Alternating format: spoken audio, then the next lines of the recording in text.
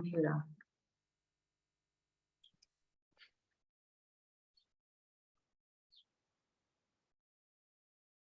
All right, ladies, we're going live.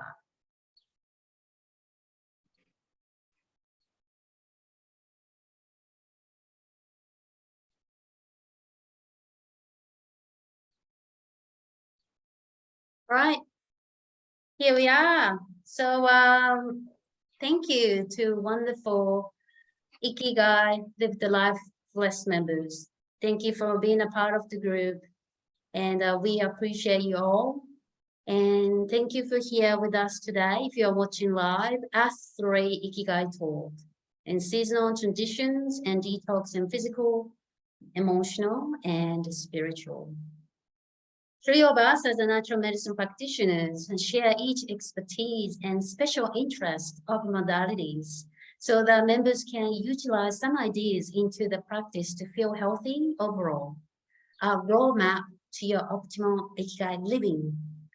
Our passion to impact our audience positively, and ultimately you can influence your loved ones.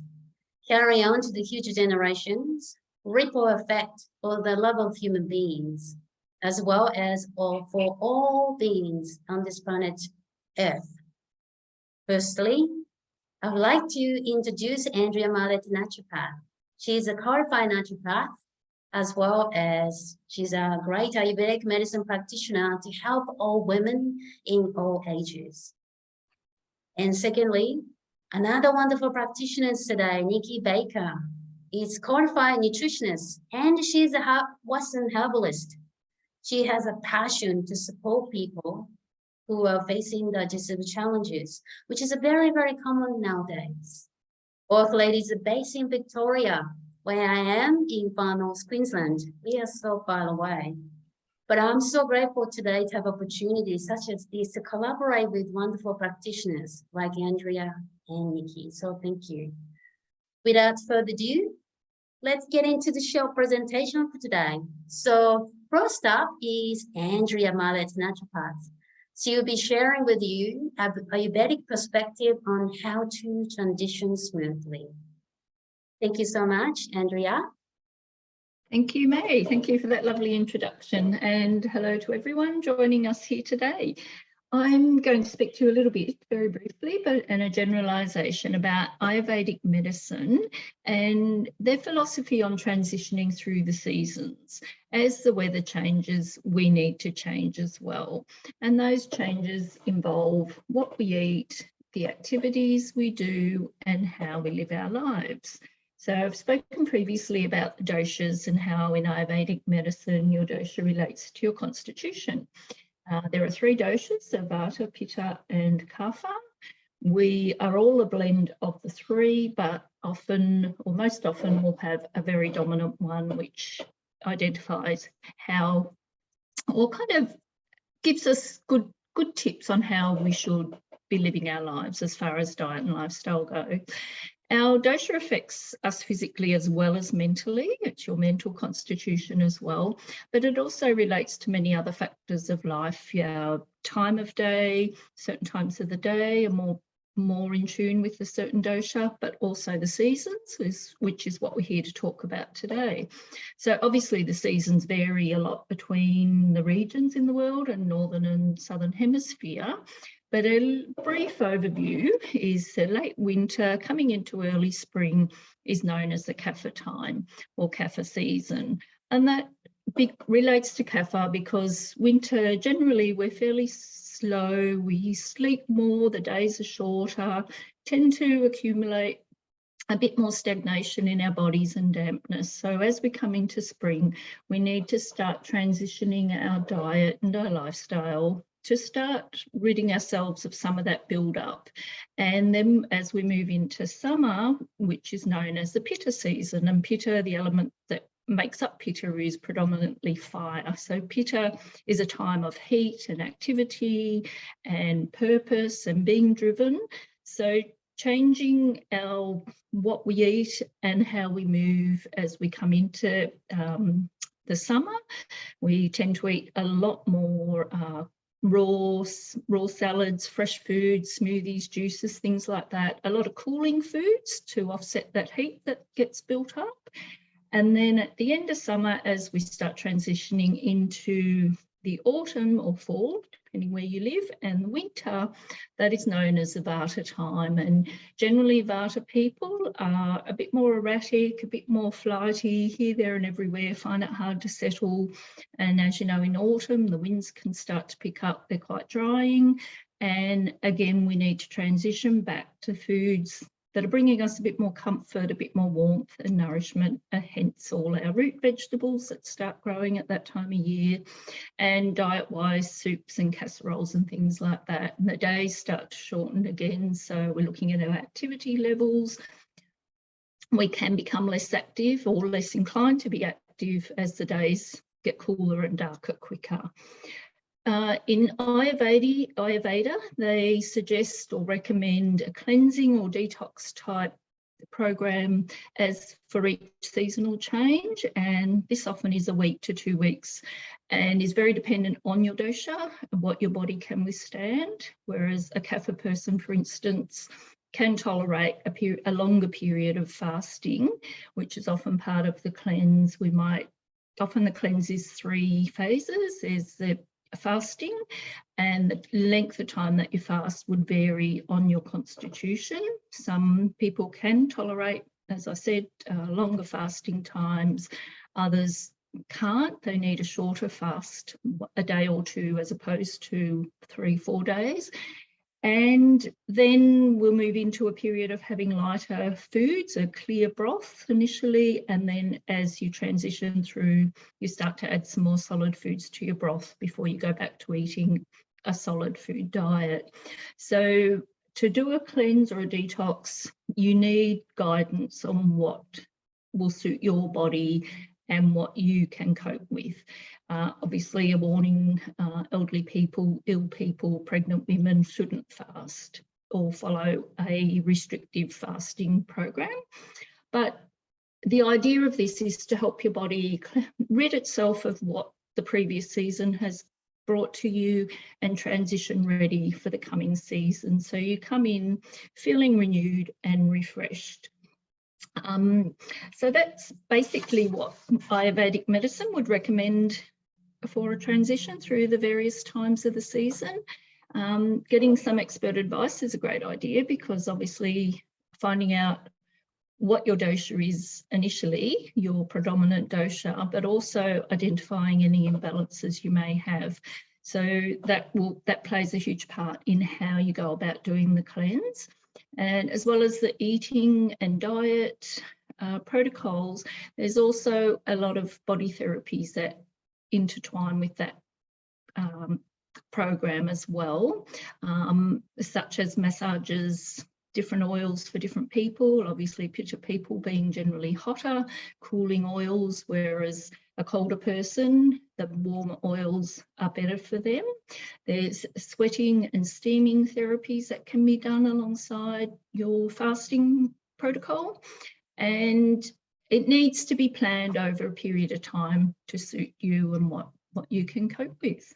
So that's an Ayurvedic detox cleanse, seasonal transition, whatever you'd like to call it, in a bit of a nutshell. And I'm happy to talk to anybody further if they're interested in doing something or find out what is suited to them personally. So I hope you found that interesting. Thank you for listening. And I am now going to pass you over to our Western herbalist expert, Nikkii Baker, and she's going to talk to you about a similar thing, but from the Western herbal perspective. And thank you for listening. Thank you for that lovely introduction, Andrea, and thank you, May, for inviting me again to co-host with you and Andrea. Good afternoon and hello to everybody who's watching live or on replay. I think I'm going to start by saying detoxing and cleansing have nothing to do with restricting or eliminating foods or food groups. Seasonal transitions, cleansing and detoxing ideally should occur on the first day of each quarter. So on the 1st of September, December, March, and June. You can think of it as out with the old and in with the fresh and new. I will use, in this instance, bears as an example. Bears spend spring, summer, and autumn looking for and eating as much nutrient-dense foods as they can to help carry them through hibernation in the winter months. I call that stick to your ribs foods, much like our slow-cooked lamb shanks, curries, nourishing soups, stews. These are foods that keep us nourished, comfortable, and warm through the cooler and the winter months. During the cooler months, we're less active and, like Andrea was saying, and tend to spend more time indoors. And some of us have probably gained a bit of winter weight. We may be feeling sluggish and tired and emotional and not really know why. Spring is the ideal time for detoxing and cleansing everything from your home to regenerating your health. The days are longer, warmer, there is new growth everywhere, and in a similar way to plants, our bodies are telling us it's time to rejuvenate and revitalize our overall health. Our sense of well-being and the way we choose to live our lives. Spring is the perfect time for cleansing and detoxing. And you should try to think of spring cleaning as not just limited to your house. The liver and gallbladder correlate with seasonal rhythms around us, and springtime is the best time for detoxing and cleansing, and to work on physical, emotional, and spiritual improvement as well. The predominant organs of the season of spring are the liver and the gallbladder.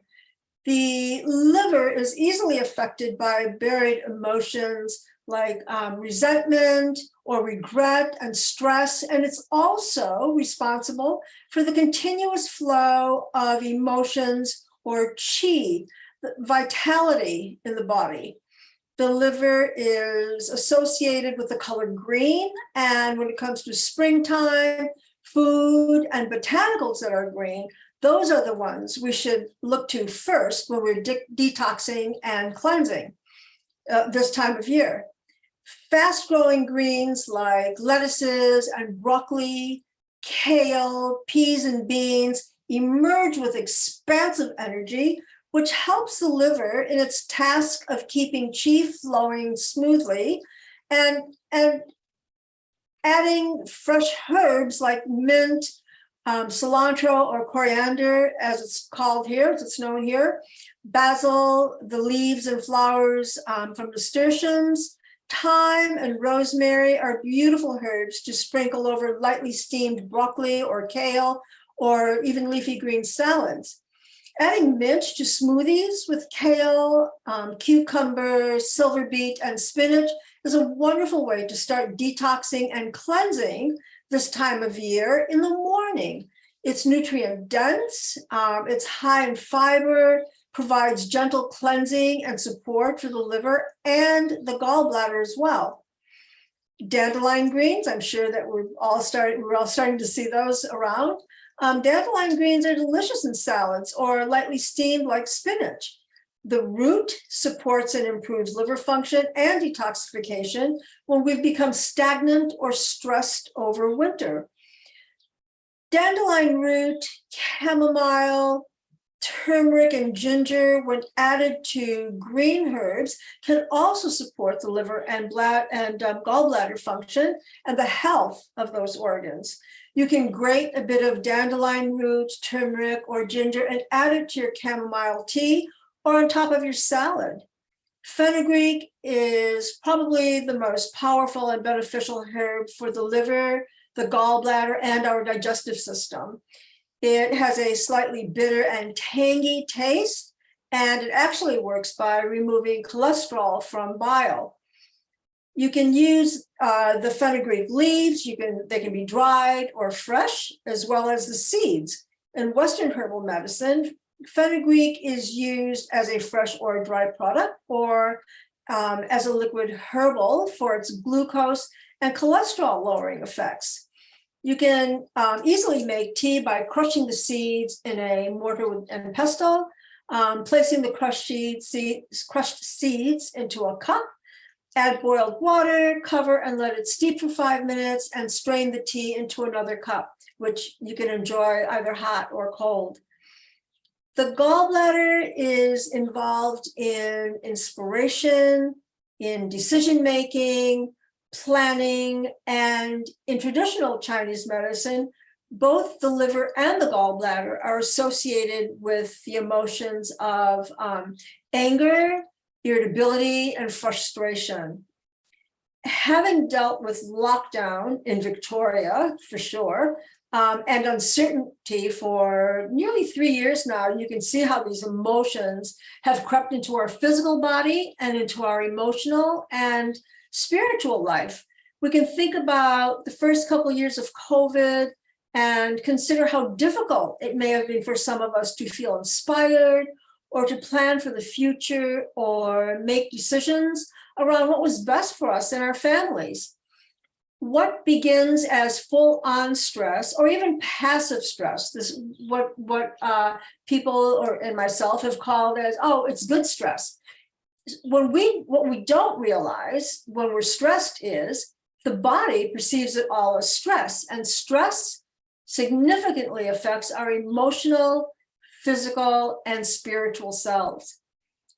The bile production begins in the liver and is stored in the gallbladder, adding herbs and foods to assist with bile flow will improve our digestion and our digestive system. Barberry is a wonderful herb to use this time of year. You can buy the bushes and trees from nurseries in Victoria and New South Wales, and I imagine in the other states as well. Dried barberry leaves, barberries can be purchased at Middle Eastern shops or online. And they're delicious in salads or sprinkled on granola or yogurt or lightly steamed with vegetables like broccoli. You can pretty much use them the same way you would use unsweetened cranberries.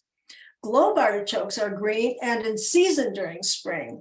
They're also a lot of fun to eat, and most of us are very aware of the artichoke heart. But the nutrients are concentrated in the leaves. So if you lightly steam an artichoke, you can pull the leaves off and scrape the flesh off with your teeth. And you can't eat it fast. So if you're a person who eats quickly, you can give yourself time to actually enjoy the slower eating pace. You might want to make an aioli dip with turmeric and garlic, and dip the flat bit of the leaf into the dip and enjoy it that way. Raw or cooked beetroot is important for the liver and the gallbladder. Grating raw beetroot over a salad will boost liver enzymes, for example. Add beetroot leaves to your salad or as a side dish for extra benefit. And add any of the herbs I've mentioned to your salad or steamed vegetables, especially new season vegetables. And you can do that year round or each quarter, not just springtime. And you will find that your physical, emotional, and spiritual self is no longer feeling sluggish or stuck. If you're interested in learning more about herbs and foods that assist and benefit the liver and the gallbladder, please feel free to DM me. I will hand this back to you, May, and thank you again for having me.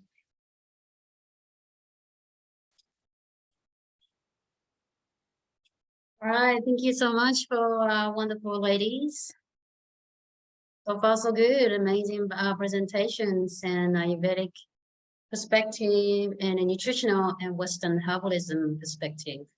So today, hi everyone, this is May or Mayumi. I'm the founder of the group Ikigai, Live the Life to the Fullest.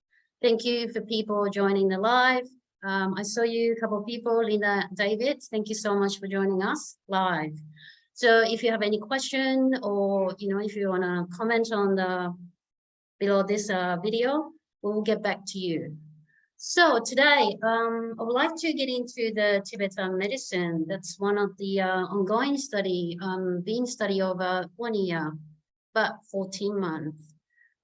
It's a beautiful Oriental Eastern medicine. Like Andrea has a passion of Ayurvedic medicine. I have a strong passion, respect for traditional medicine.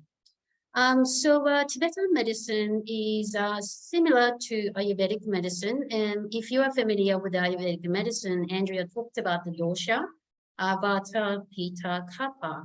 And the Tibetan medicine also have a constitution. We call it humors, H-U-M-O-R-S, which categorize into 3. So wind, as a wind blowing, wind. The bile is actually the essential for the liver, is we call bile, and the phlegm. So those are 3 body constitution. And also is a fundamental for Tibetan medicine to as a practitioner. I'm a naturopath. Also using Tibetan medicine philosophy to help people. So the information that I gathered together is actually the school that I learned in Switzerland called Tibetan Medicine Education Center. Dr. Pasand gave all this textbook and information of the complex of Tibetan medicine. So I briefly gathered all this information together for related to our topic, seasonal transition, more for seasonal, and then physical, emotional, and spiritual. But it will be important for our detox. So now I'm just, the bit of brief 3 humors, and including the mental poison, which I get into in a minute. So when the balance in between the humors is maintained by the right diet and behavior and the psychology and climate, the body remains healthy. Probably no brainer. So if you think about the opposite way, if any of the factors in a disharmony, probably will lead it to, you probably feel something of few days or potentially close to the disease. And in Tibetan medicine, there are 2 principal type of cause of the disease. The first one, the primary cause, is related to the mind, referred to the mind. And secondary cause of the disease is more external factors, which is wrong diet, wrong behavior, and change in one's climate. So Tibetan medicine describes the stage of mind to matter transformation in the following etiology structure. So first one, the distance cause, second, particular cause, and the near cause. And to get to briefly in the first one is a distance cause, is ignorance. So Tibetan medicine emphasizes that ignorance is the mental obscuration. And this, according to the Tibetan Buddhist concept of disease, the first gives the I or self-identity.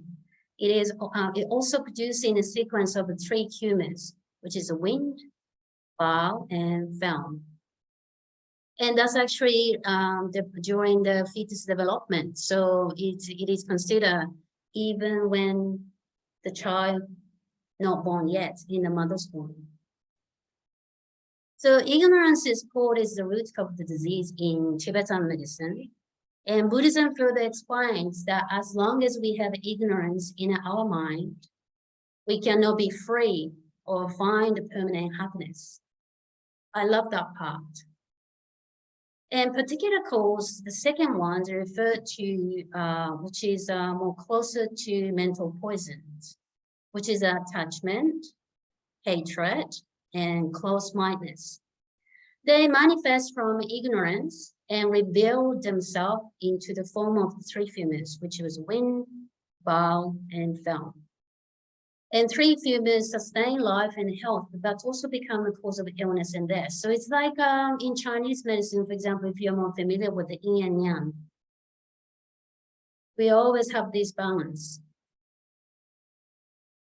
So attachment is more related to the wind disorder, which is more wind air, Vata in Ayurvedic medicine is a possessive mind, which manifests from desire and provides the wind humor in the body.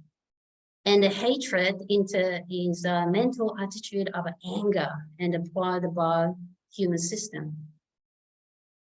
And the closed-mindedness can produce the mental dullness linked to the found humor, reserve heavy full energy and quality, and potentially, you know, sometimes you have bit foggy today, so foggy nature that's found. The next one is the near cause, is related to the specific to more the three humors. And Tibetan medicine refer no disorder exists without being originated from the three humors. So we definitely, this constitution is a fundamental of the Tibetan medicine to understand Yin, Bao, and Feng. And near the cause of disease is categorized into three. I'll go briefly. Sorry, we got limited time. So the first one is congenital and other causes. And second one is the aging disease. I mean, the birth and death is inevitable once we actually are born as human beings. Any beings, we have to go through this. But which Tibetan medicine talk about aging disease as well. The number three, the trauma and an infection, and also into physical, psychic trauma and infections. So immediate factors. So the last bit, and it's probably the main part that I want to talk about a little bit more, is the 4 immediate factors. But I would like to talk about seasonal and climate, linking into the event with seasonal transitions, detox, and the physical, emotional, and spiritual. So I would like to talk about seasonal and climate in Tibetan medicine. So the immediate factors refer to external factors generally. So apart from the season and climate and the mind and emotions, Tibetan medicine talks about evil spirits as well. We're not going to that today, maybe some other time, maybe including a dream, which is another interest subject. Another one will be unwholesome food and unwholesome behavior. And we will more get into the seasonal today. So as some of you know, the season, in Tibetan medicine, the 2 seasons and 2 solstices. So the concept of the 2 seasons is a special feature of the Tibetan medicine, which use the 2 solstices, winter and summer, to define them. And each season has 6 months. So the winter solstices is the sun returning from the south and going into the north. So the season starts on the 11th month in Tibetan calendar, around the 22nd of December in Western calendar, and lasts until the middle of June. This is a period of dehydration, and elemental energy becomes sharp with the moon energy and gradually decreases. And the strength and the health of human beings also decreases during this long season. So the season overlaps the 3 seasons of winter, spring, and summer. And the summer solstice is after the long journey to the north. The sun returns to the north on the 5th month of the Tibetan calendar at summer solstice, around the 21st of June in the Western calendar. This journey continues until the middle of December. And during this long wet season, the earth cools down because the rain and the fresh cool winds. So we actually definitely, we cannot separate with the natures and season. And another one will be the 2 equinox. The equinox has an equal length of the day and night and day. And they balance the temperature of the 2 seasons. It's amazing how that works. And they fall in the middle of the spring and autumn. The 2 solstices and equinox define the basic season and the time mandala of the year in Tibetan medicine. Through the food consumed, the season, they give energy to the body, which then produce waste product. Under the seasonal influence, the toxin are continuously eliminated and the body is purified. Therefore, seasons are very powerful balancing and regulating system of the body and the mind. So as probably a lot of you are aware of the common season, the spring, summer, autumn, and winter. And Tibetan medicine, just so you know, consider that common 4 season. However, Tibetan medicine concept of the 6th season is elaborated from the 4 main seasons of the Tibetan and Western calendars. And so Tibetan is begin in the middle of the February. So you're probably familiar with the Chinese New Year, usually start in February. So Tibetan is the same, Tibet is the same. So when the seasons are dominated by the fire elements, such as summer and autumn, there is an increase of the temperature and the quality of fire of the food, where rainy and cold season are dominated by the water and the wind element, increased wind and the foam fumes. So now you can see the bit of connections. We are part of the nature. We are part of the flow. With the season moved, and we also move as well. Therefore, climate is a very powerful factor for the health, and not paying attention to the seasonal change and to one's own constitution, which is a body constitution, the 3-body constitution I talked about, but only following the food behavior based on the only one's own desires. Just because I want to eat fish and chips every day, for example. I just want to sleep on the aircon every day, all year round, for example. Increase or decrease of the humus and then lead to the disease. So in Tibetan medicine, this process is called the accumulation stage. May not necessarily manifesting as a disease, chronic disease, it will accumulate over the years. So that's one of the reasons why live with the flow, with the nature, with the season is very, very important. So I wanted to get into a little bit of the humus. The first one, the wind fumer. So when it's the excess of the consumption of new vegetables and plants during the spring season, could increase the fear and emotion, and then may lead to the wind disorder. It's very interesting. They talk about emotions more. Bowel humor, the second humor. So excessive eating and drinking cold and food, drink. Exposed to the skin too much under the sun, maybe a little bit naked on the beach, for example, or bathing suits, and conditioning can weaken the digestive fire dramatically.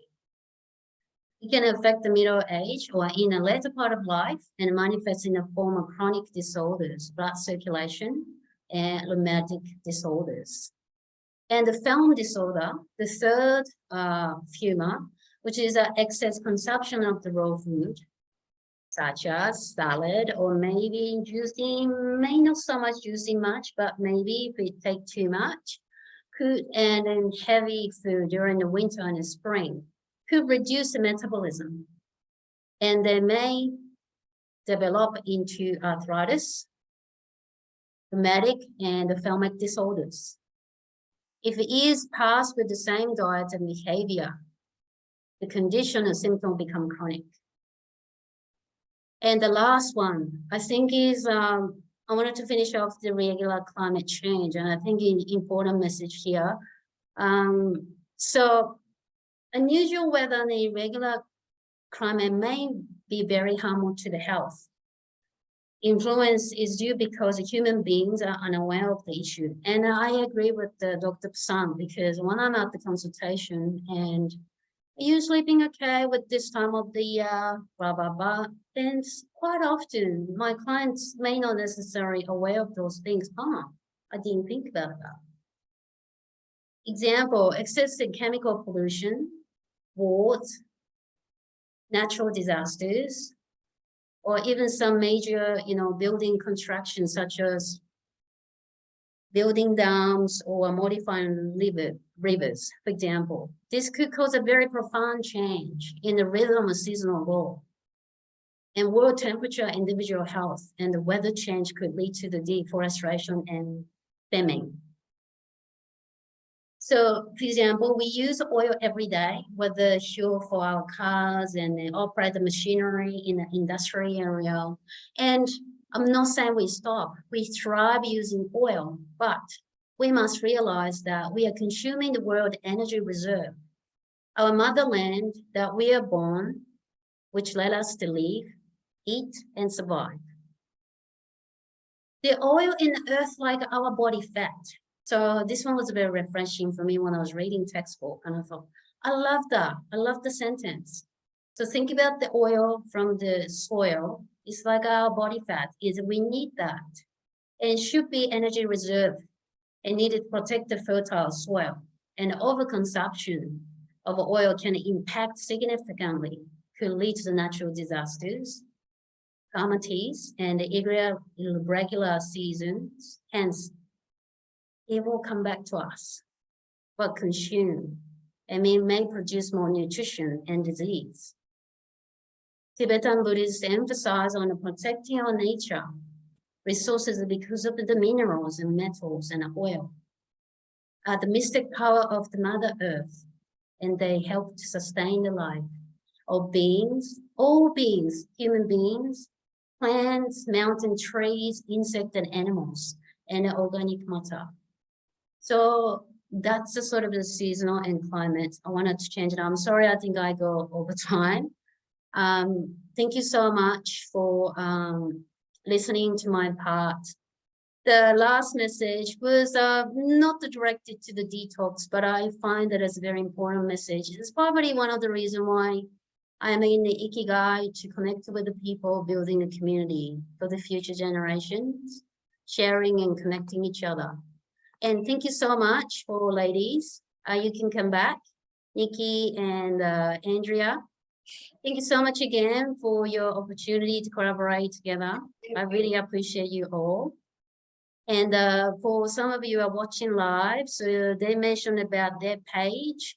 So the Andrea Naturopath is called Health and Wellness Naturopathy. That is your business name? Yes, that's right. Yes. Yeah, so you have a Facebook page and a website. Yes, that's right. Okay, and Nikkii Baker, functional nutrition, correct, Nikkii? Functional nutrition and health coaching. Great, that's Yeah. a lovely name. I love that. So she also have intuitive eating. I suggest to follow her group. Big following. She's become passionate about the intuitive eating, and I support that very much too.